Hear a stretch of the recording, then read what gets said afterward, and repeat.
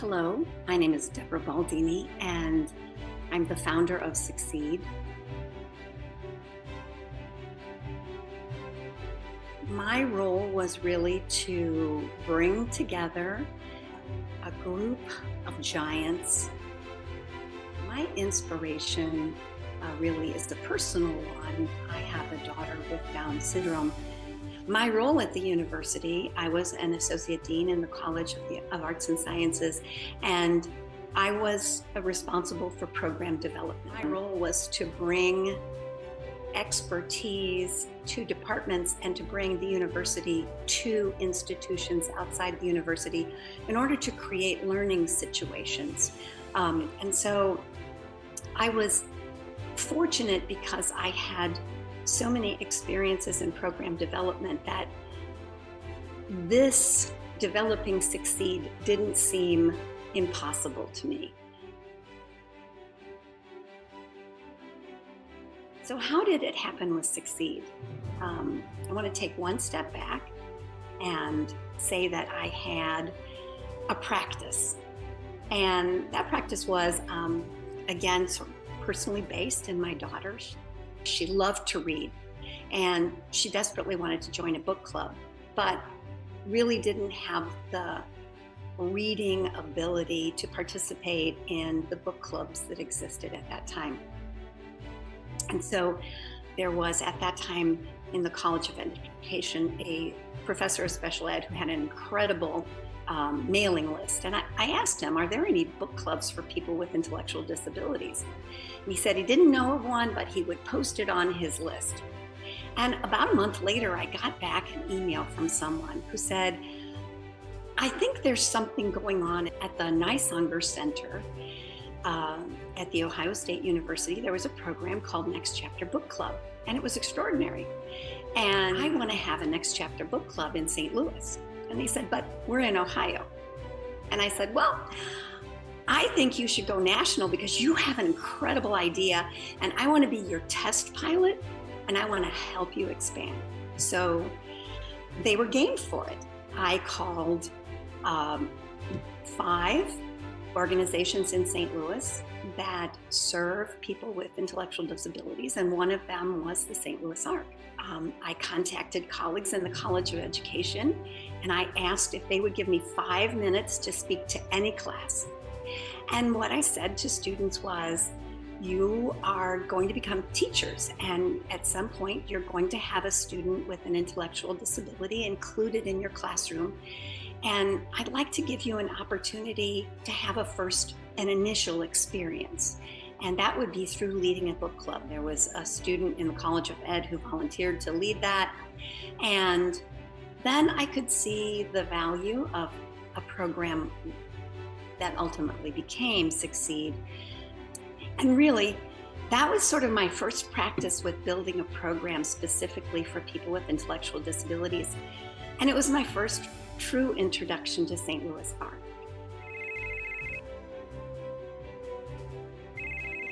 Debbie called me up and said, I'd like to have lunch with you. I have an idea. I'm not really even sure she said what we were going to meet about, but she wanted to meet. So we met for lunch, and she, of course, is very creative and very enthusiastic, and said, I'm not sure if you know about post-secondary programs around the country, and I knew a little. And so she said, I think that young adults leaving high school need that opportunity for the college experience. And I said, that sounds wonderful. We had wonderful implementers, Sharon Spurlock, Mark Keeley, people who actually knew what they were doing for implementing. They were at all the meetings at UMSL, looking at curriculum, selection, helping selections of students the first 2 years. We are very fortunate in this region to have 4 county boards that are funding sources through a county tax and we have 4 of them. And I thought, I think that this would be a great idea for them.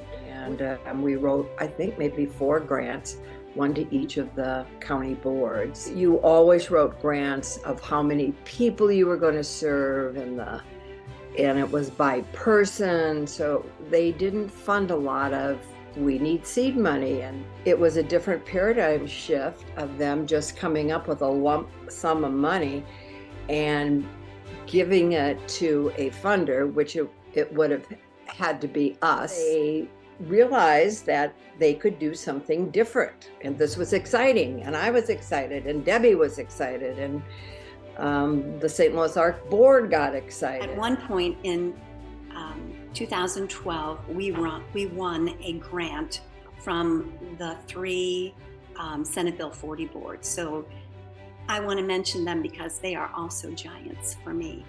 So that's St. Louis City, St. Louis County, and St. Charles County, DDRB. And those boards gave us a grant that really helped us in that final year to build out the program. I wanted people to join me that had specific expertise. The proposal came through academic affairs, and there were, I was the vice provost for student affairs and dean of students at the time. Certainly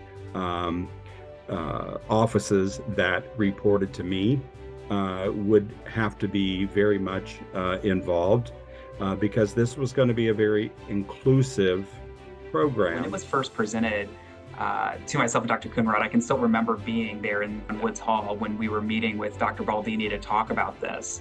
And as somebody that wasn't previously involved in the IDD world, I didn't immediately understand the need or the lack of supports that existed in terms of higher education opportunities. But Dr. Baldini really helped us to better understand where we're at, where we were at rather as a state. There was only one program at the University of Central Missouri, similar to what she was proposing with Succeed. And so I was really trying to take it all in of what is this need that we're seeing within our community. And Dr. Baldini helped us to understand that need and also helped us to understand where the university could fill that need with the Succeed program. I think the biggest concern was, could we fully integrate this into the university, make it a very inclusive program? This was going to be a program where students lived on campus as part of the program. And so all of that had to be worked out. There were lots of questions, and we had to think through all of the supports, all of the services, and does this align with the population that we're hoping to support through Succeed? What do we need to think about doing differently? So then by the time that we actually opened that program, we were ready to receive those students and support them.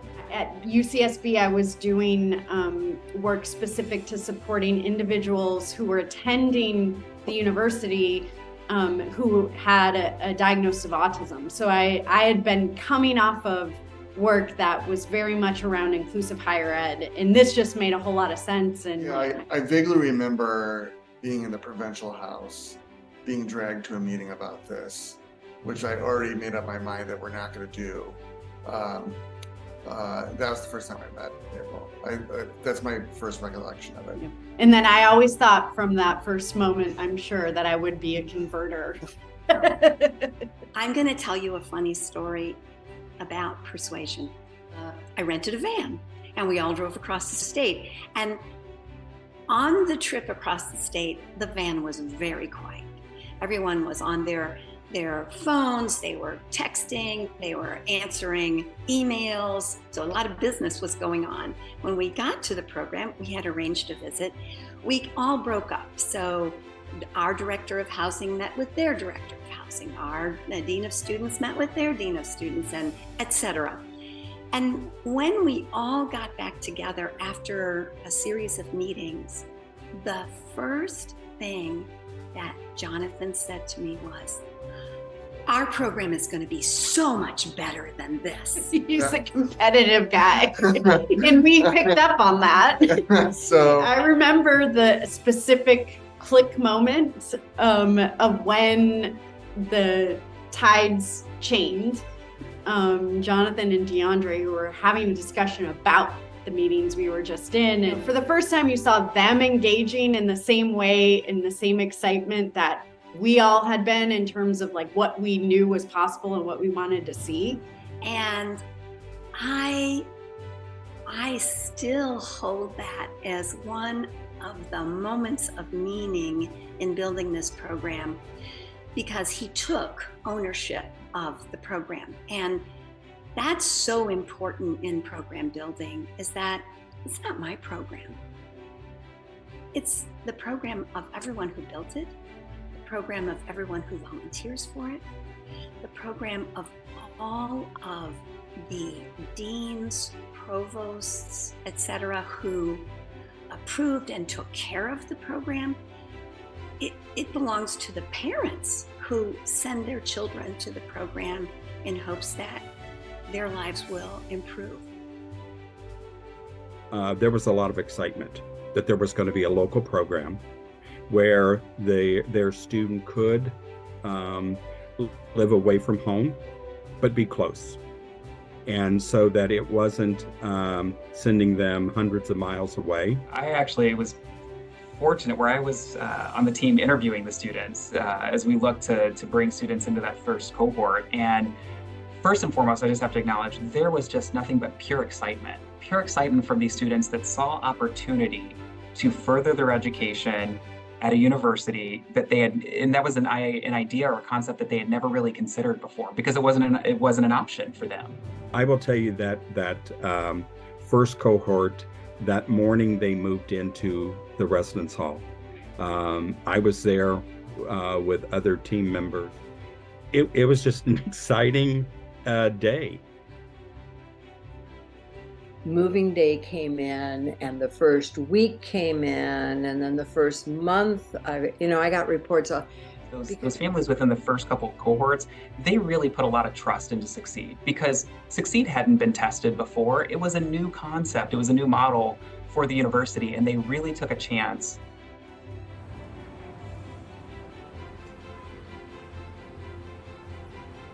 I was actually with Succeed staff and our students navigating buses and trains in those first couple cohorts. And, we're there with them. Succeed was really designed intentionally to support those students individually and help them to gain those competencies that when they left the program, each student, we could confidently say, they have mastered this skill, they have mastered that skill, and that they're ready to move forward.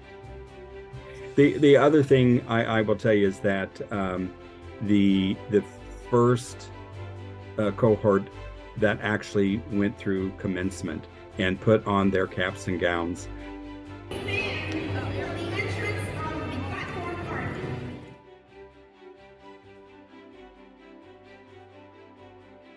And I will tell you, the audience applauded so loudly. This was a program that was embraced and continued to be embraced by every facet of the university. So we learned a lot about curriculum and course access, and we had the freedom to start our program within the College of Arts and Sciences. Student Affairs helped us really grow connections across campus with extremely strong support from Curt and DeAndre. And then moving on into the College of Education where we're at now, it's the final piece of that puzzle of where Succeed belongs, with research in the field in inclusive education and support to really help our program staff, train our program staff, and really curriculum-wise help our students grow. It's housed within an academic unit that which is part of our transition to, having the program within the catalog and things like that. One of the ways in which we've grown is listening to our students and addressing the need that the university has to, as part of our mission, transform lives. We have students that complete the 2-year Chancellor's Certificate and talk about their interest in having a certain career pathway that they need then a degree program. credential to do. And so supporting them, working with advising and other people on campus to transition them to actually complete those goals. Most of our programming and services has come out of those needs, that we identify the need and then brainstorm and think through a solution, and really pushes us towards that, the future. We have a very supportive administration. We have a very supportive college. We have a very supportive staff. And it's with those things that we're able to really work on some best practices and innovate and try new things, learn from those things. And we have a lot of amazing scholars that are part of our program as well, that really feed into helping our program grow. And all of those combined really have helped us become that program that supports parents, really works on inclusive housing, innovates in the space of academics. Because of that environment that we have here of support that's feeding, and values the program, we've been able to do some things that it's actually not even considered or off the table at other institutions. I'm glad that these that people have taken that journey with us, and that they continue to take that journey with us, because it is making higher education, and it's making the world, including when our graduates go out and they are gainfully employed and they are living within communities, it is making the world a better place for a whole lot more people. I also tell families that you're part of our Succeed family forever. And being part of that family is we all learn from each other. And it's because of their contributions early on and their continued support of our program that we've been able to really increase inclusive post-secondary education across the state, across the region, and I'm really proud to be on this journey with them. When I look at back on my career and decisions that I were part of, I will say that bringing Succeed to the campus ranks in the top 5 of all initiatives and all programs. And I would say, to be honest with you, that it ranks probably closer to 1 than 5. It really was a labor of love, and it takes a village, and Succeed has a very, very solid village supporting it. We can do anything. We can do everything together if we all work together for the same common goal. I don't want to cry. But my message to my collaborators, the giants among whom I stood, would be to never lose sight of the magnificent power of belief. And I send you my deepest gratitude for having believed that Succeed could change the life of others. I salute the St. Louis ARC, the academic deans and faculty, the leadership of UMSL, the parents who sent their children to our program, the 3 developmental disability resource boards, the staff, the graduate students, the volunteers, everyone who dreamed together to make this program work. And I salute all of the students that have completed and are going through the program.